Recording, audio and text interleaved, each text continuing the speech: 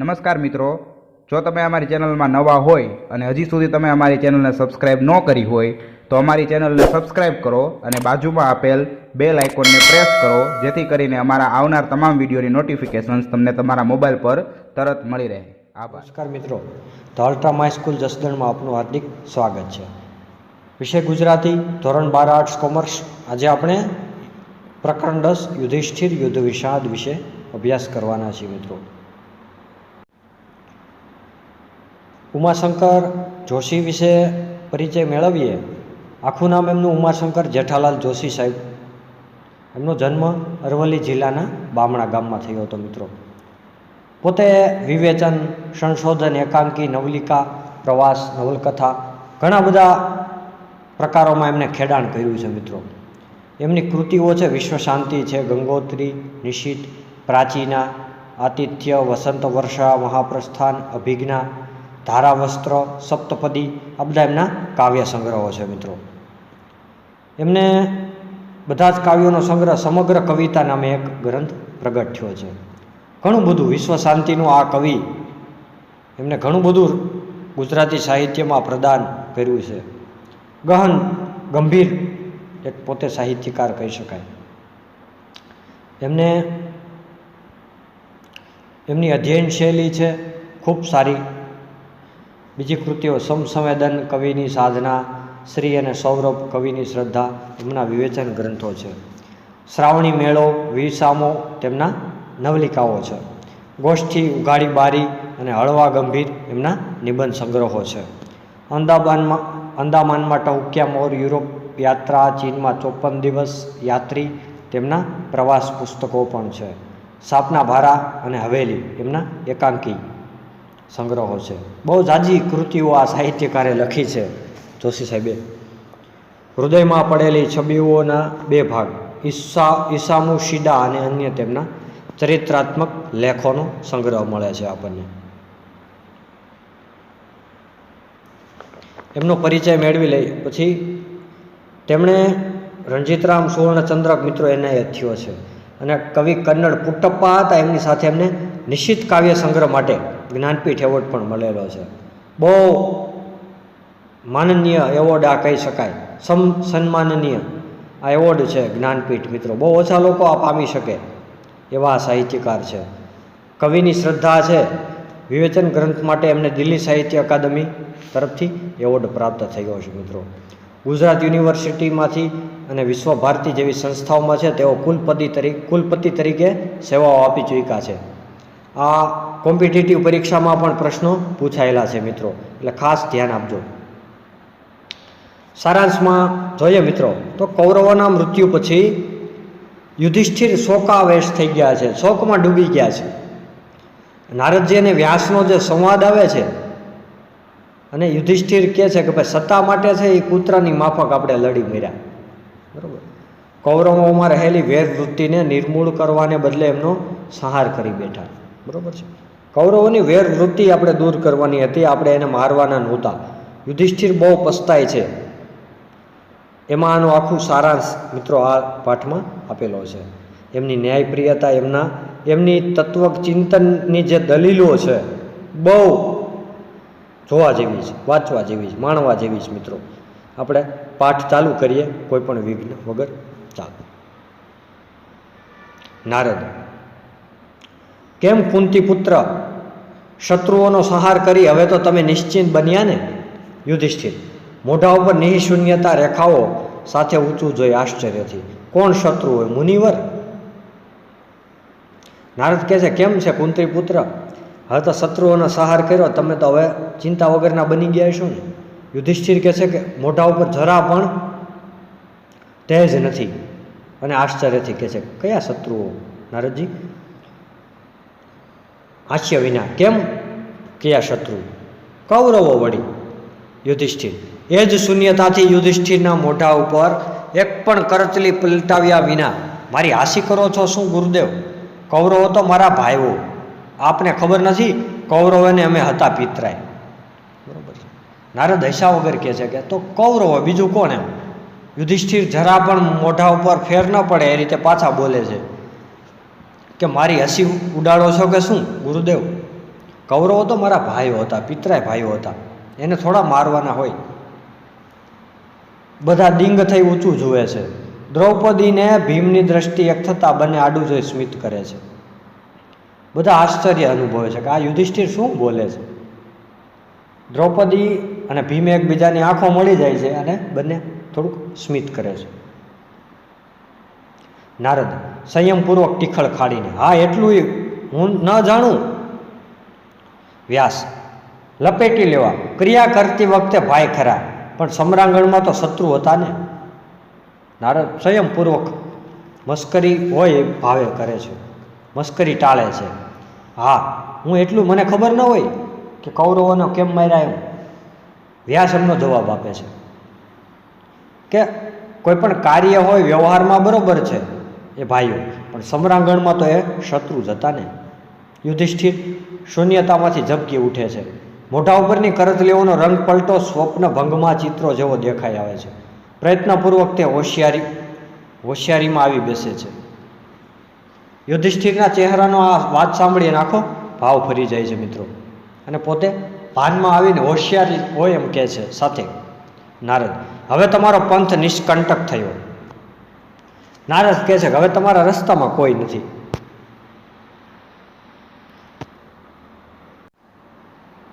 યુધિષ્ઠિર બધા પોતાની તરફ તાકી રહ્યા છે એના ભાવ વિના. હા કાંટો પગમાં પેઠો એટલે તેને શાંતિથી કાઢવાને બદલે જોર અજમાવીને ભાંગી નાખ્યો, એટલે જ અંદર હવે ભરાઈ બેઠો. રસ્તા ઉપરથી કાંટા જરૂર ગયા, પણ શરીરમાં ઘર કરી વસ્યા. યુધિષ્ઠિરને ખબર નથી કે બધા લોકો એની તરફ જોઈ રહ્યા છે મિત્રો, અને બોલે છે કે કાંટો તો અમે કાઢી નાખ્યો, શાંતિથી કાઢવાને બદલે વધારે ભીંસ કરી એને કાઢ્યો, પણ એ ખબર નથી કે કાંટો અમારા શરીરમાં પેસી ગયો. ભલે અમે એને માર્યા કહે છે, પણ એનું જે દુઃખ છે એ અમે ક્યારેય ભૂલી નથી શકવાના એમ કહે છે. હતા તો અમારા પિતરાય ને.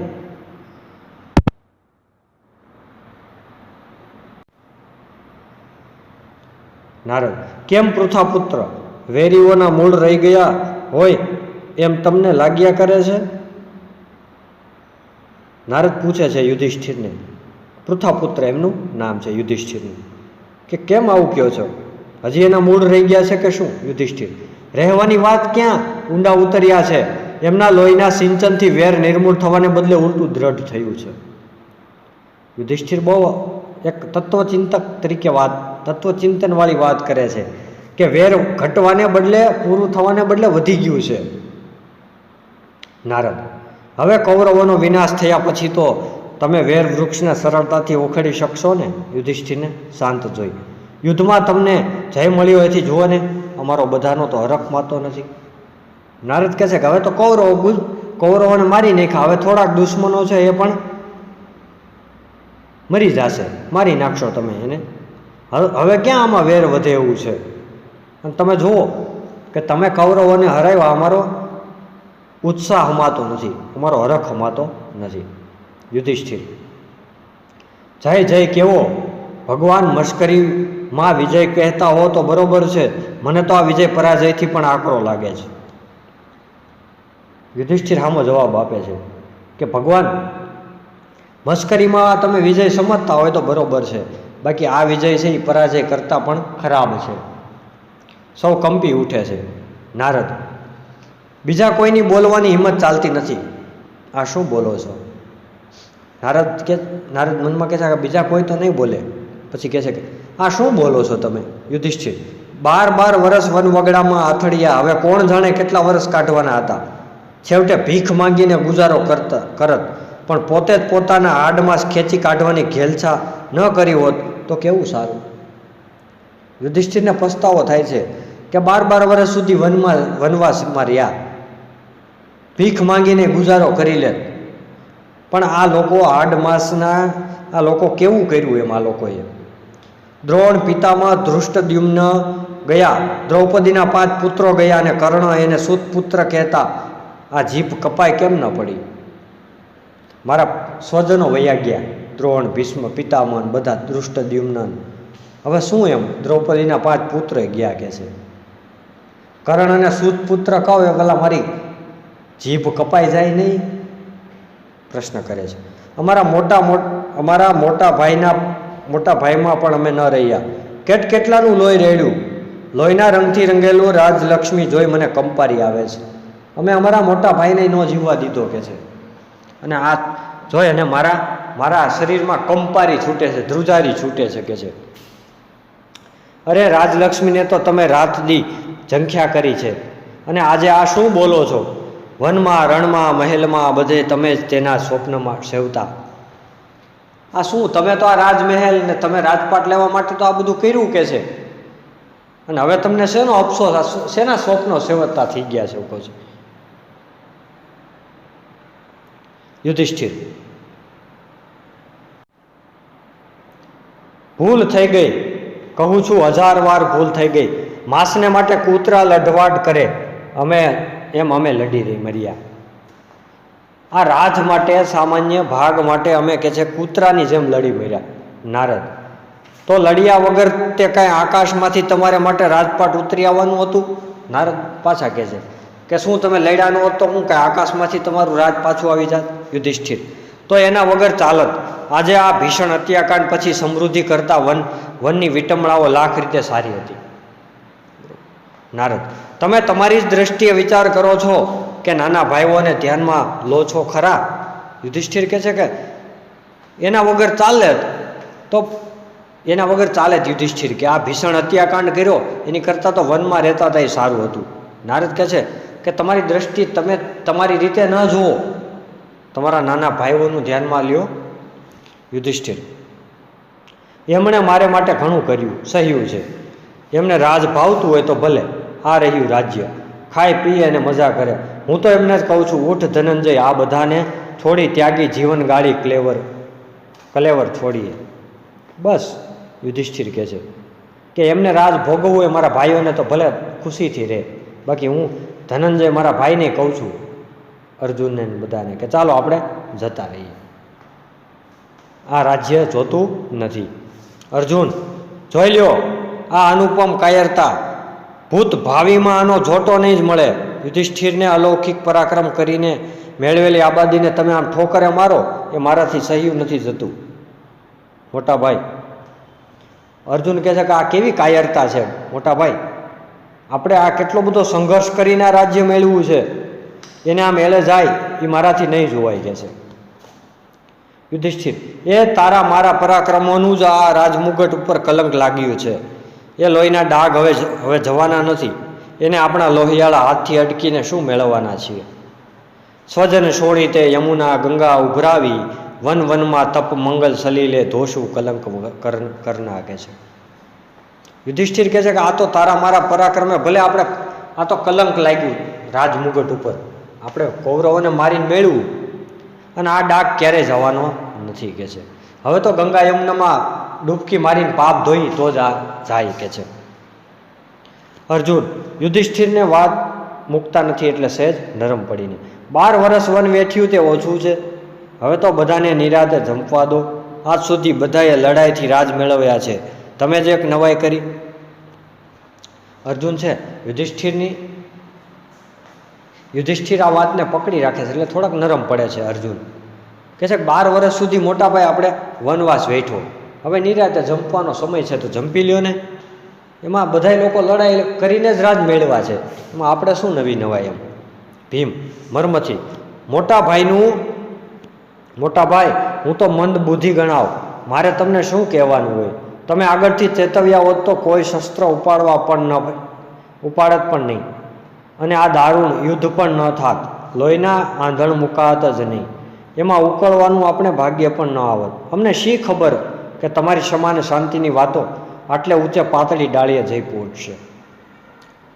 કટાક્ષ કરે છે ભીમ કે મોટા ભાઈ તમે અગાઉથી જો આવું કીધું હોત તો આપણે આ યુદ્ધ ન કરવું પડત, આપણે લોહીના આંધણ આ લોહી રેડ્યું એકબીજાનું ન લેડત, અને તમે આવી પતલી ડાળીએ તમે અચાનક આવું બોલશો એવી ખબર કે છે નહોતી મોટા ભાઈ. યુધિષ્ઠિર બિલકુલ મર્મથી અસ્પૃષ્ટ રહીને, હજી ક્યાં મોડું થયું છે? આ મર્મ એને લાગ્યો છતાં એનાથી અળગા રહીને કહે છે હજી ક્યાં મોડું થયું છે? ભીમ શું બોલો છો મોટા ભાઈ, હવે તો દાવ ખેલાઈ ગયો. યુધિષ્ઠિર એમ નથી, મહાન પ્રયત્નો કર્યા, પણ તે બધા હલાહલ ઘોળવામાં જ ભૂલ થઈ તો સુધારીએ, હવે જાગ્યા ત્યાંથી સવાર. ભીમ કહે છે, આ શું બોલો છો ભાઈ તમે? હવે તો આપણે યુદ્ધ ખેલી નાખ્યું. યુધિષ્ઠિર કહે છે, એમ નહીં, આપણે આ ઝેર ઘોળવાનો વારો આવ્યો, ભૂલ હજી સુધરે એમ છે, ઝેર ઘોળીએ પહેલાં. ભીમ, ભૂલ જ ક્યાં છે મર્મમાં? અથવા તમારી વાત થાય, ભૂલમાં પણ ભૂલ જોઈ બેસો એવા છો તમે તો દબાણથી. હવે જવા દો બધી લાંબી ટૂંકી, અને સૌને ઠરીઠામ બેસવા વેળા આવવા દો. આજ લગી તો તમારે વાદે દમ લેવાનો પણ પૂરો વખત મળ્યો નથી. ભીમ કહે છે, આ ભૂલ ક્યાં છે મોટા ભાઈ? અને આ ભૂલ કેવી એમ કહે છે? હવે બીજું બધું રહેવા દો મોટા ભાઈ કહે છે, હવે શાંતિથી જીવો. તમે તો હરખો શ્વાસ પણ લેવા દીધો નથી કહે છે યુધિષ્ઠિર. યુધિષ્ઠિર દુઃખ સાથે, એ રહ્યું રાજપાટ, તમે મજાથી ભોગવો ભાઈ. મૂળદા પર પગ મૂકી નગરજનોની દુઃખી ચીસો વચ્ચે લોહી નીંગળતો મુંગટ પહેરવાની હિંમત મારામાં નથી. હું તો નિર્ભય માર્ગ પકડીશ. પવનનો ગોઠિયો બની વનને કોતરોમાં ક્લેવરને કોક દાડો ફેંકી દઈશ. યુધિષ્ઠિર બહુ સ્પષ્ટ કહે છે મિત્રો કે આ તમારે આ રાજમુગટને આ બધું રહ્યું તમે ભોગવો ચારે ભાઈ, હું નહીં આવું. મારે તો પવનની સાથે જે હાલ્યો જાય ત્યાં હું વન વગડામાં રખડીશ અને મારું જીવન પૂરું કરીશ. સહદેવ, તમે જ વનવાસ દરમિયાન કહેતા ને કે બાહ્ય વસ્તુઓ છોડી આત્મશુદ્ધિ થતી નથી. મમતા છોડી રાજ ભોગવવામાં શું બાધ છે? મોટા રાજાઓએ યુદ્ધ કર્યા છે, એટલું પણ તમે ભૂલી ગયા? સહદેવ વાત કરે છે કે મોટા ભાઈ, તમે જ કહેતા હતા વનવાસ દરમિયાન કે બાહ્ય વસ્તુઓ છોડીને તો કાંઈ આત્મશુદ્ધિ થતી નથી, અને યુદ્ધથી જ રાજ ભોગવટો થાય. યુદ્ધ કર્યા વગર તો કાંઈ રાજ મળવાનું હતું નહીં મોટા ભાઈ કહે છે. બહુ સરસ વાત. નકુલ કહે છે, હું પણ એ જ કહેવા જતો હતો. ભગવાન મહાકાલ કરાવે તેમ આપણે કરીએ છીએ. આપણે બધા એ અજબ જાદુગરના હાથમાં રમકડા છીએ. એ દોરી હલાવે ત્યારે આપણે કૂદવા માંડીએ, એ ખેંચી લે ત્યારે કરંડિયામાં પડ્યા રહીએ. જીવવું મરવું એ તો ભગવાનના હાથની વાત છે. નકુલ પણ કહે છે કે હા, હું આ ભાઈ સહદેવે કીધું એ જ કહેવા માગું છું. આપણા હાથમાં કાંઈ નથી. ભગવાન જે આપણને કરાવ્યું એ આપણે કર્યું. યુધિષ્ઠિર, પણ આપણે હથિયાર બન્યા ને. ભીમ, કઠિયારો ઝાડ કાપે તેમાં કઠિયારાનો વાક્ય કુહાડીનો. યુધિષ્ઠિર પણ વાત કરે છે કે આપણે એના હથિયાર તો બન્યા ને. ભીમ કહે છે તો કઠિયારો ઝાડ કાપે મોટા ભાઈ, એમાં વાઘ કોનો? કુહાડીનો, કઠિયારાનો. એ કયો? યુધિષ્ઠિર, એટલે પરમેશ્વરની ઈચ્છા છે એમ સમજી આપણે સંહાર જ કર્યા કરવો. એટલે યુધિષ્ઠિર કહે છે તો શું ભગવાનની ઈચ્છા છે એમ કરીને આપણે યુદ્ધ જ કરી રાખવાના? પાંચાલી, બસ કરો હવે તમારું તત્વજ્ઞાન, ઘણું થયું, ધરાઈ ગયા. હવે એની જે જૂની ક્ષમા અને શાંતિની વાતો, એ દાડે ભરી સભામાં તમારા દેખતા મને ચોટલો પકડીને દુશાસન ખેંચી લાવ્યો. એ તો ભગવાને લાજ રાખી, નહીં તો મને નવસ્ત્રી કરત એને આપવું હતું અમરપદ. ક્ષમાપદ છોડાય, દ્રૌપદીનું ગમે તે થાવો. અને દુર્યોધનને ભીષ્મદ્રોણની હાજરીમાં તમારી સમૂળ સાથળ ખોલી મારું અપમાન કર્યું. મોડી વહેલી પણ ત્યાંની ભીમની ગદા શું નહોતી પડવી જોઈતી? પાંચાલી કહે છે કે હવે બસ કરો એમ. આ ક્ષમા શાંતિની જૂની વાતો હજી તમે પકડી રાખી છે. દુશાસને જ્યારે મારી લાજ લૂંટવાનો પ્રયત્ન કર્યો, આ તો સારું થયું ભગવાને મારી લાજ રાખી. નહીતર હું એક ક્ષત્રિયાણી ઉઠીને મારું ચીરહરણ થાત તો તમે શું? ભીમે જે કર્યું એ બરોબર નથી કર્યું કે છે યુધિષ્ઠિર. ના પાંચાલી, કઠણ કાળજું કરીને કહું છું, 100 વાર ના, ઓછું ના આણશો. તમારું અપમાન મને પણ સળગાવી દેતું હતું. આપણી ગદાએ દુર્યોધનની સાથળના ટુકડા કર્યા, એ દુશાસનના શરીરનો વિનાશ કર્યો. પણ એથી શું વળ્યું? શરીર પડ્યા, દુર્યોધન દુશાસન આપણી વચ્ચે દૂર થયા, આપણે એમણે દૂર કર્યા. પણ જ્યાં જશે ત્યાં એ જ અભિમાન, એ જ ક્રૂરતા બમણા વેગથી કામ કરશે.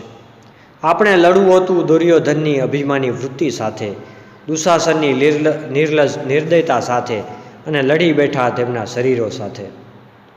યુધિષ્ઠિર એક ફિલોસોફિકલ વાત કરે છે કે પાંચાલી, કાળજું કઠણ રાખજો, મને માફ કરજો, પણ આપણે એના અભિમાન અને એની દુશાસનની નિર્લજતાને દૂર કરવાની હતી. આપણે એના શરીરને મારી નાખ્યા, એનાથી શું ફેર પડવાનો? આવું અભિમાન ને આવી નિર્લજતા તો બહુ બીજે પણ જોવા મળશે. પાંચાલી. સ્ત્રીનો કોઈ ચોટલો પકડે તો તે પિતામાં હોય કે પરમેશ્વર પોતે હોય તો પણ તેની સાથે યુદ્ધ કરવું જ એવું શાસ્ત્રનું વચન સંભાળી આપવું. શાસ્ત્રનું વચન ન હોય તોય શું? આ તો પાપી હતા. હાથમાં ગદા હોય, ગાંડી હોય તો પણ બધું સહન કર્યા કરવું, ક્ષમા ક્ષમા ગણગણિયા કરવું.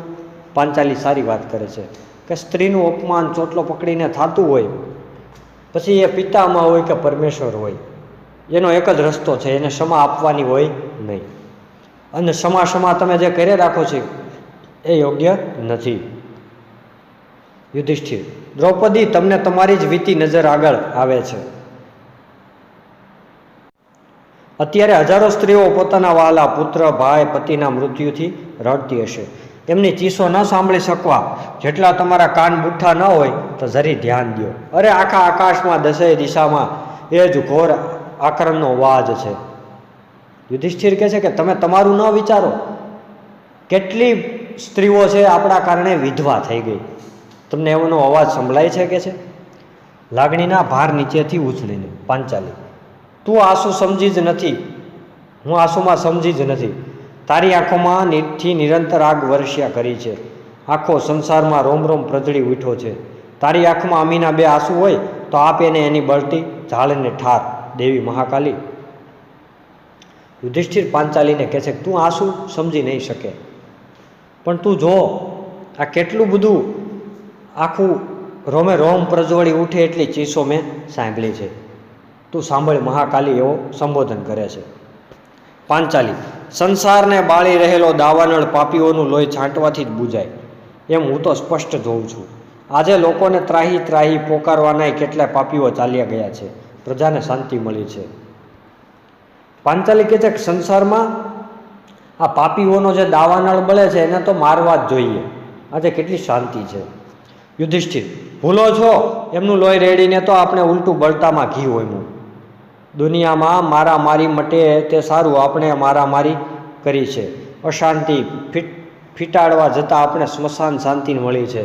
પહેલાં પીડિતોની ચીસો આપણા અંતર ચીરી નાખતી હતી, તો હવે શોખની રાડો આપણા કાનમાં પડદા ફાડી નાખવા તૈયાર છે. યુધિષ્ઠિર કે ભૂલો છો તમે. આપણે લોહી રેડ્યું એ બળતામાં ઘી હોમે જેવું છે.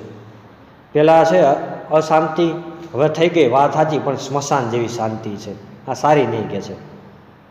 પહેલાં આપણી અંતરની ચીસો પીડતી હતી, હવે આ લોકોના વિધવાઓની અંતરની ચીસો પીડાય છે. ભીમ. ન બોલવું એમ મનમાં ઘણું થાય છે, પણ બોલ્યા વિના રહેવાતું નથી. આપણે બેસી રહ્યા હોત તો દુશ્મનોને ફાવે તેમ કરવા દીધું હોત તો ઠીક, શાંતિ જળવાત. કેમ? ભીમને બોલવું નથી, પણ આ એના ભાઈ આવું બોલે છે એટલે બોલવું પડે. કે આપણે શું બેઠા રહ્યા હોત તો દુશ્મનો બહુ શાંતિથી જીવવા દેત ને, તો શાંતિ જળવાઈ રહેત ને, કે છે યુધિષ્ઠિર. ચોક્કસ. બે પહાડ વિના કદી પ્રતિધ્વનિ સંભળાતો નથી. પાપનો પણ બે પક્ષ વગર પડઘો પડતો નથી. આપણાથી કાંઈ નહીં તો બેસી રહેવાનું બન્યું હોત તોય બસ હતું. ઊભા થઈ સામે માથું ઊંચું કર્યું કે પાપ આપણી સાથે અથડાયું. પડઘાની પરંપરા ચાલુ થઈ અને અવાજો આખો સંસાર ગુગળાઈ રહ્યો. યુધિષ્ઠિર કહે છે ચોક્કસ, બે પહાડો વિના છે, ક્યારેય સામો અવાજ આવે નહીં. એમ આપણે સામે ચાલીને જ યુદ્ધ કર્યું છે. યુધિષ્ઠિરને ભૂલ લાગે છે, પણ એવું નથી મિત્રો. ભીમ. પણ થવાનું હતું તે થઈ ગયું. હવે? યુધિષ્ઠિર. અરે વાહ, હવે ઘણું બધું. ભીમ કહે છે કે હવે જે થવાનું હતું થઈ ગયું મોટા ભાઈ. યુધિષ્ઠિર કે વાહ, હજી શું પણ? ભીમ કહે છે કે હું પણ કહું છું, જે છે તે હવે જ છે. 12 વર્ષ વનમાં ભમ્યા, કેટલાય વિતકો અને મુશ્કેલીઓ પછી આ રાજ્ય મળ્યું છે તે ભોગવીએ. જટાસુર, ચિત્રસેન, કિચ્ચક માર્યાના દ્રશ્યો નજર આગળ તરવરિયા કરે છે. સુયોધનને માથામાં લાત મારેલી, તેનો દુખાવો હજી તો પગમાંથી ગયો નથી. ગઈકાલ સુધી માથે વિતકના વાદળ ઝઝુમતા રહ્યા, હવે ગઈ ગુજરી ભૂલી જઈએ, આપણે નિરાતે બેસીએ. ભીમ કહે છે કે હું પણ કહું છું કે હવે આ બધું ભૂલી જાઓ મોટા ભાઈ. આપણે જટાસુર, ચિત્રસેન ને કીટકને માર્યા એ કાંઈ મારી નજર સામે હજી તરવરે છે. સુયોધનને માથામાં લાત મારી હતી એનો દુખાવો હજી હું ભૂલ્યો નથી. હવે જે થયું તે થયું મોટા ભાઈ, હવે ભૂલી જાઓ, સુખેથી રાજ કરો એમ કે છે યુધિષ્ઠિર. ભીમ તું વરુની ભાષામાં વાત કરે છે, કોળિયા અન્ન માટે વાઘ વરુ કેટલી મારફાડ કરે છે. આપણે પોતાના પેટ માટે આટલું બધું કર્યું, આપણે પેટ તો એક છે ને, એને માટે આવડા મોટા રાજની શી જરૂર છે. યુધિષ્ઠિરને હવે સંસાર છોડી દેવાની ઈચ્છા થાય છે, સાધુ બની જવું એવું લાગે. ભીમ કહે છે કે તું વરુની ભાષામાં કાં વાત કરે, એ મારફાડ કરે, માસચીર કરે. આપણે એક પેટ માટે બહુ કેટલું અન્ન જોઈએ, આટલા બધા રાજની શું કરશું આપણે, કે છે પાંચાલી. યુધિષ્ઠિર હજી આગ્રહ મૂકતા નથી, એ જોઈને સહેજ ઠંડી પડીને. ધર્મરાજા દ્વૈતવનમાં આશ્વાસન આપતા તે ભૂલી ગયા. દુર્યોધનને લડાઈ મારી ઇન્દ્રપ્રસ્થમાં રાજ કરીશું એવું કહીને વનવાસનું દુઃખ વિસારે પડાવતા તે તમે જ કે બીજું કોઈ. પાંચાલી યુધિષ્ઠિર જીદ મૂકતા નથી એટલે થોડીક નરમ પડીને વાત કરે છે કે તમે જ દ્વૈતવનમાં આશ્વાસન આપતા હતા કે આપણે દુર્યોધનને લડાઈમાં હરાવી અને આપણે રાજ કરીશું. તમે જ બોલો છો, આ ઈ તમે જ છો કે બીજું કોઈ. યુધિષ્ઠિર એ જ હું, મારે જ વાકે બધું થયું છે, એ તો હું ક્યારનો કહું છું. તેથી જ તો હું એકલો જ વનમાં જવાનો વિચાર કરું છું. યુધિષ્ઠિર કહે છે કે હા હું પોતે જ એ જ વાત મેં કરી, એટલે જ મારે કારણે જ આ બધું થયું છે, તો મારે હવે વનમાં જતું રહેવું છે, મારે રાજ કરવું નથી. નકુલ ધર્મરાજ તપસ્વીઓના જીવનમાં પણ કાંઈ ને કાંઈ પ્રાણી વિનાશ તો હોય જ ને, હોય જ છે. નકુલ વાત કરે છે કે ભાઈ મોટા ભાઈ ધર્મરાજ, તપસ્વીઓના જીવનમાં કાંઈક તો પ્રાણીઓનો વિનાશ લખેલો હોય છે. અરે અર્જુન, અરે બધા પ્રાણીઓ નબળા પ્રાણીઓ ઉપર જીવી ગુજારો કરે. નોળિયો ઉંદરને મારે તો બિલાડી નોળિયાને, કૂતરો બિલાડીને તો વરુ કૂતરાને, માણસ વળી બધાને, એવી આખા જીવનની યોજના છે. તાપસો પણ વધ વિના પ્રાણ ટકાવી ન શકે. પોપચા બીડાય તેમાં જેની ડોક મરણાઈ જાય એવા સૂક્ષ્મ કલ્પનામાં ન આવી શકે એવા કેટલાક જંતુઓ તો છે જ. માટે મોટા ભાઈ મારું માનો તો જેવા સર્જાયા તેવા જ રહેવામાં માલ છે. જે કંઈ થયું તે બરાબર જ થયું છે. અર્જુન કહે છે કે મોટા ભાઈ તમે જો બધા પ્રાણીઓ છે એ એકબીજાનો શિકાર કરે છે, ન કરે તો એ જીવી ના શકે. નોળિયો છે એ ઉંદરને મારે છે તો બિલાડી નોળિયાને મારી નાખે, કૂતરો છે તો કે બિલાડીને મારે, અને વરુ કૂતરાને મારી નાખે. માણસ તો બધાને મારે જ છે પહેલેથી. સૂક્ષ્મ જંતુઓય મરાઈ જાય ઘણા ભૂલથી, તો એ મોટા ભાઈ કંઈ પાપ ન કહેવાય. યુધિષ્ઠિર કંટાળીને હવે હદ થાય છે. અર્જુન તું શસ્ત્ર ઝાલી જાણે, શાસ્ત્રમાં તું શું સમજે. વૃદ્ધોના ચરણ હજી તે સેવ્યા નથી. ભ્રાતૃ સ્નેહથી બોલે છે એટલે મને ગમે છે. ભીમસેન અને તારામાં અઢળક બળ છે એ હું જાણું છું, પણ તેથી મારી બુદ્ધિમાં શંકા લાવવાનો તમને અધિકાર નથી. યુધિષ્ઠિર થોડા કંટાળી જાય છે આ વાતોથી. હવે હદ થઈ. અર્જુન કહે છે તું શસ્ત્ર સારા જાણી શકે છે, પણ તું તત્વચિંતનનો જાણતો નથી. ભીમ પાસે બળ સારું છે પણ તારામાં બીજું કાંઈ નથી એમ કહે છે. મારામાં શંકા લાવવાનું તું રહેવા દે, એ તને અધિકારે નથી કહે છે. તું તો લોહીમાં લાલ રંગને કલંક ગણવાને બદલે ઉલટો એના ચળકાટથી મોહીને રાચે છે. બધું ગળી જતા હોય તેમ દુઃખથી. ભલે ભાઈ ભલે, તમે તમારે મજાથી રાજ કરો, મનની આશાઓ સંતોષો, મારો માર્ગ મોકળો કરશો તો ઉપકાર. પછી બધી વાતને નેઠે મૂકે છે. અને ધર્મરાજા પાછા કહે છે ભાઈ તમે બધા સુખેથી રાજ કરો, પણ મને રજા આપો, મારે વનમાં વયું જવું છે. જંગલમાં ભટકીશ યુગોથી ઉભેલા વૃક્ષને પૂછીશ કે જગતમાં શાંતિ સ્થાપવાની કોઈ જડીબુટ્ટી છે. યુધિષ્ઠિર કહે છે કે હું જંગલે ભટકીશ, ઝાડને પૂછીશ કે શાંતિ સ્થાપવા માટેની જડીબુટ્ટી છે મારા મિત્રો વૃક્ષો. પર્વતના હૃદયનું દર્દ વહેતા ઝરણાની સાથે સંસારનું દુઃખ રડીશ. સાગરનો વડવાનલ બુઝવવા જતી સરિતાઓને પૂછીશ કે સંસારનો દાવાનળ સમાવવા જેટલું પાણી તેમની પાસે છે કે નહીં. પર્વતના હૃદયનું દર્દ છે એ પૂછવા હું ઝરણાઓને કહીશ, સાથે સંસારનું દુઃખ રેડી દઈશ કે છે. અને વડવાનલ, સાગરની અંદર જે વડવાનલ છે એ બુઝવવા માટે હું નદીને પૂછી લઈશ કે છે કે તમારી પાસે દાવાનળને બુઝવવા માટે જેટલું પાણી છે. વિચારો તમે કેટલી મસ્ત તત્વચિંતનની વાતો કરે છે વ્યાસ. સંન્યાસની આ શેની ધૂન લગાવી છે. દંડ એ જ ક્ષત્રિયોનો ધર્મ છે, મુંડન નહીં શા માટે રાજા શોક કરો છો? જેવું બીજાનું થાય તેવું મારું થાય, જેમ મારું થાય તેમ બીજાનું થાય, એમ સમજે તે બધી વિટંબણા ટળી જાય. વ્યાસ કહે છે કે આ સંન્યાસી જેવી વાતો કાં કરો?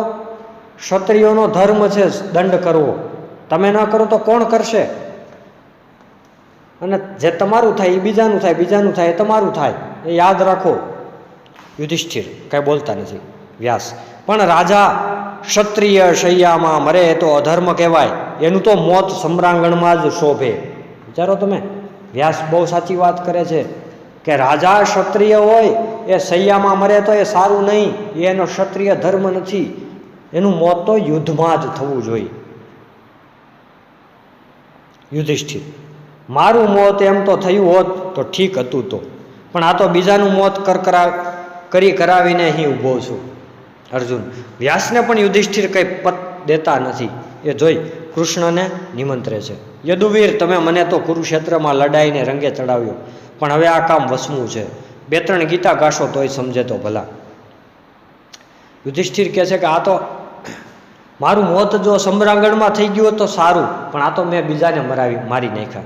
અર્જુન: આ વ્યાસને પણ આ કાંઈ વ્યાસનું કંઈ માનતા નથી, એટલે અર્જુન છે એ કૃષ્ણને તેડાવે છે કે તમે આમને સમજાવો. યુધિષ્ઠિર: હું જ શ્રી કૃષ્ણને પૂછું છું કે આવડો મોટો સંગ્રામ થયો, પણ એક વખત પોતે કેમ શસ્ત્ર પકડ્યું નહીં? કૃષ્ણ: અરે મારે હાથે ક્યાં ઓછું થયું છે, પણ એ તો ઠીક, પોતે હવે આ વિવાદમાં ખેંચાય છે એટલે ખસું ગયે નહીં ચાલે એમ સમજી. ધર્મરાજા, તમે જુગારમાં હોશિયાર છો તો જરા મોટી બાજી છે તોય શું, સમજતા વાર કેમ લગાડો છો? યુધિષ્ઠિર કહે છે ભગવાન કૃષ્ણને જ હું પૂછું છું કે આવડો મોટો સંગ્રામ થયો, તમે એમાં શસ્ત્ર કેમ ન ઉઠાવ્યું? કૃષ્ણને ખબર પડી ગઈ કે હવે આમાં વિવાદમાં ખેંચાઈ જવાયું છે, એટલે હવે મૂંગું નહીં રહેવાય. કે તમે પછી કહે છે કૃષ્ણ કે તમે તો જુગારમાં હોશિયાર છો, છતાં કેમ સમજી શકતા વાર લગાડો છો? યુધિષ્ઠિર: એટલે પાંચાલી, તમે બધા એક મહા શતરંજના શોખઠા છો. પાંચાલી કહે છે કે તમે બધા માત્ર એક શતરંજના શોખઠા છો. યુધિષ્ઠિર: કબૂલ. તેથી તો આજે હું શાંતિનો દાવ ખેલવા બેઠો છું. મારું સર્વસ્વ હું હોડમાં મૂકું છું. જોઈએ છીએ શાંતિ જીતે છે કે યુદ્ધ. હાથે કર્યા બધા ભૂસી નાખવા છે. શાંતિનો દાવ જીતું તો જન્મારો જીત્યો. યુધિષ્ઠિર: કબૂલ છે કે છે. આજે હું શાંતિનો દાવ ખેલવા બેઠો છું. યુદ્ધ જીતે છે કે શાંતિ મારે જોવું છે કે છે. પાંચાલી: નિર્દય મર્મ પ્રહારથી હોડ બકો એમાં આપણે ગણશો નહીં.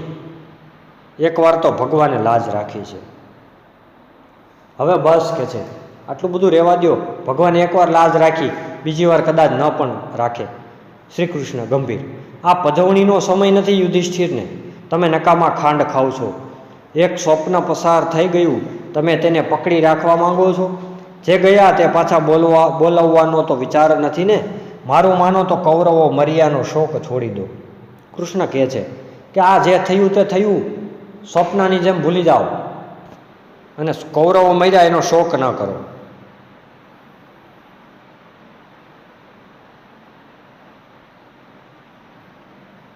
યુધિષ્ઠિર: અરે કોણ મર્યું છે? આ રહ્યો દુર્યોધન રાતી આંખે જોઈ રહ્યો. મારા એકલા ઉપરનો ક્રોધ જાણે જગત ઉપર ઠાલવા કરતો હોય ને. રણ મેદાનમાં ભલે તેમના પ્રેત પડ્યા હોય, તે બધા પણ આ મારી આગળ જીવતા જાગતા ફરે છે. મારે તો સહુને ભેટવું છે. યુધિષ્ઠિર કહે છે કોણ મર્યું? આ રહ્યો દુર્યોધન રાતી આંખે મને જોઈ રહ્યો છે કે છે. મારે તો એ બધાને ભેટવું છે કે છે.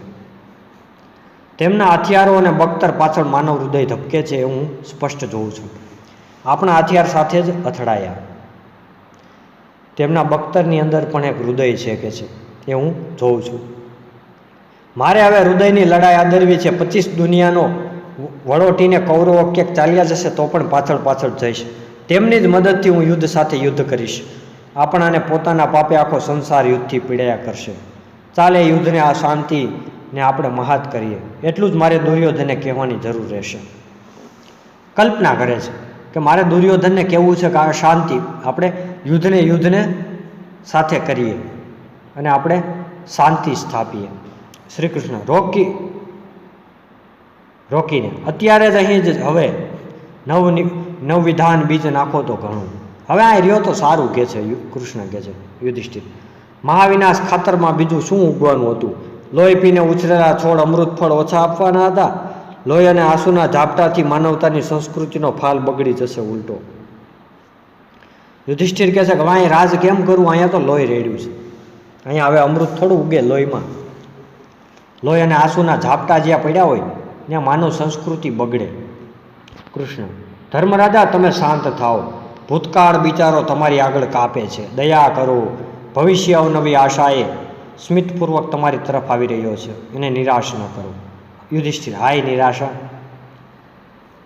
કૃષ્ણ સમજાવે છે કે હવે તમે આ બધું ભૂલી જાઓ તો સારું, એમ ભવિષ્યમાં વિચાર કરો. યુધિષ્ઠિર અફસોસ કરે છે. કૃષ્ણ, તો સૃષ્ટિક્રમમાં આ યુદ્ધ વૃથા આવ્યું, એમ બ્રહ્માની પણ ભૂલ થવા સંભવ છે ખરો? આ સૃષ્ટિનો ક્રમ છે, કૃષ્ણ કહે છે. તો શું આ બ્રહ્માની વાત પણ ફોકટ ને કહે છે યુધિષ્ઠિર? ફરીથી માનવતા આવા તાંડવ ન જોવા પામે એ જ આ યુદ્ધનો જગત વિકાસ ક્રમમાં હેતુ હોઈ શકે. યુધિષ્ઠિર કહે છે ફરીવાર આવું યુદ્ધ ન થાય એવું ઈચ્છા છે. કૃષ્ણ, જુઓ ને અત્યારે સુંદર નવું ચણતર અબાધિત રચી શકાય, બધા ઝાડી ઝાખરા દૂર થયા છે.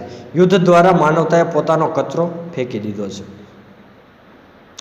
કૃષ્ણ સમજાવે છે કે જો આ નવું ચણતર, કચરો બધો સાફ થઈ ગયો છે, દુશ્મનો હવે રહ્યા નથી કે છે. યુધિષ્ઠિર, કચરો તો એક જ વાર સર્જનહારની અંગુલીનો સ્પર્શ થયો છે. પરમેશ્વરની ભૂલ સુધારવાનું માણસ માથે લે. પરમ પિતાનો આશીર્વાદ દેતો મીઠો હાથ તેના ઉપર એક વાર ન હશે એટલી વાત જ શું એને પૂછવા માટે પૂરતી નથી? પિતાની નજરે સૌ સરખા, રાત્રિના તારાને તરણા સામે હસવાનો અધિકાર નથી. યુધિષ્ઠિર કહે છે કચરો ભલે હોય પણ ભગવાનની આંગળીનો સ્પર્શ તો એને થયો છે. આ પરમેશ્વરની ભૂલ છે એ સુધારવા માણસ માથે લેહે ખરો? યુધિષ્ઠિર અફસોસ કરી રાખે છે મિત્રો. અર્જુન, પણ હવે આ પ્રજાને આવી દશામાં મૂકી તમે છૂટા થઈ ઉચિત ગણવો છો? અર્જુન કહે છે કે હવે યુદ્ધ તો થઈ ગયું, પણ હવે આ પ્રજાને આવી રીતે આપણે છોડી ન શકીએ. યુધિષ્ઠિર, હા, પ્રજાનો સેવક બનીશ, ચાકર થઈ રહીશ, પણ સિંહાસન ઉપરથી સેવા નહીં કરું. ભીખું થઈને રખડીશ, મારા પૂરેપૂરું ભાન પામીશ. કેટલાએ પોતાના વહાલા ગુમાવ્યા તે કરુણ વિલાપો આ કાને સાંભળીશ. મારે એકને એક આજે રે, સુત વિયોગે હાજરે, માડી કંઈક ઝૂરી મરે. યુધિષ્ઠિર કહે છે કે હું અહીંયા નહીં બેહું, રાજા તો નહીં જ બનું, પ્રજાનો સેવક બનીશ, ચાકર બનીશ, અને એનો અહેસાસ કરીશ કે કેટલી સ્ત્રીઓ વિધવા બની છે. યુધિષ્ઠિર અત્યંત ભાવાવેશમાં આવતા ઢળી પડે છે. વ્યાસ સફાળા ઉઠીને કમંડળમાંથી પાણી છાંટે છે અને બે બાકડા બનીને પાંચાલી, અર્જુન, ભીમ વગેરે કંઈક લાવે છે. યુધિષ્ઠિર અત્યંત ભાવાવેશમાં આવીને ઢળી પડે છે. વ્યાસ પાણી છાંટે છે અને પાછા ઊભા થાય છે. ભીમ વ્યથાથી, પાપી તો હજુ હું જ હતો, ઝેરનું પૂતળું. અર્જુન, મને મારા ગાંડીવનું અભિમાન હતું, ગુમાનમાં હું સખણો ન રહ્યો. પાંચાલી વિલાઈને, મારા જ પાપ પ્રગટ્યા છે, યુદ્ધ માટે તો હું જ કુદાકૂદ કરતી હતી. યુધિષ્ઠિર પડી જાય છે એટલે ભીમ કહે છે પાપી તો હું હતો, ઝેરનું પૂતળું. અર્જુન કહે છે કે નહીં, મારા ગાંડીવનું અભિમાનથી. પાંચાલી કહે છે કે નહીં, હું પાપીણી હતી, યુદ્ધમાં કુદાવ્યા તમને બધાને. સહદેવથી માત્ર અરેરાટીનો એક અવાજ કરી સંભળાય છે. નકુલ, આ શું છે બધું? કૃષ્ણ, એક રીતે તો યુધિષ્ઠિરનું કહેવું. વિચારમાં પડી જાય છે, પડદો પડે છે. અહીંયા પાઠ પૂરો થાય છે મિત્રો. છેલ્લે બધા અફસોસ કરે છે. સંહાર, નાશ. ધનંજય, અર્જુન. શોણિત તો કે લોહી, હલાહલ, ભયંકર ઝેર, દશે દિશાઓ, ખૂણાઓ, જમીન, અસમાન. પ્રજળવું એટલે સળગવું. ચિત્રસેન, સૈનિક. દ્વૈતવન એટલે પૌરાણિક જંગલ છે મિત્રો. મહાત કરવું એટલે હરાવવું. સુતપુત્ર એટલે સારથીનો પુત્ર કર્ણ. ક્લેવર એટલે શરીર ખોળ્યું. દારૂણ એટલે નિર્દય. મહાત કરવું એટલે હરાવવું. સુતપુત્ર એટલે સારથીનો પુત્ર. ક્લેવર શરીર. દારૂણ એટલે નિર્દય ભયાનક. મહાકાલ એટલે મહાદેવ. આક્રંદ એટલે રુદન મિત્રો. જટાસુર એટલે જટાધર અસુર. કિચક વિરાટ રાજાનો સાળો. સમરાંગણ એટલે યુદ્ધ ભૂમિ. વૃથા એટલે નકામું. ગાંડીવ એટલે અર્જુનનું ધનુષ્ય. પથ એટલે રસ્તો. નિષ્કંટક એટલે કાંટા વિનાનું. વડવાન એટલે સમુદ્રમાં લાગતો અગ્નિ. જાગ્યા તારથી સવાર એટલે નવેસરથી પ્રારંભ. રૂઢિપ્રયોગ. ગઈ ગુજરી ભૂલી જવી એટલે ભૂતકાળ ભૂલી જવો. અહીંયા પાઠ પૂરો થાય છે મિત્રો. સરસ અભ્યાસ કરજો. ધન્યવાદ.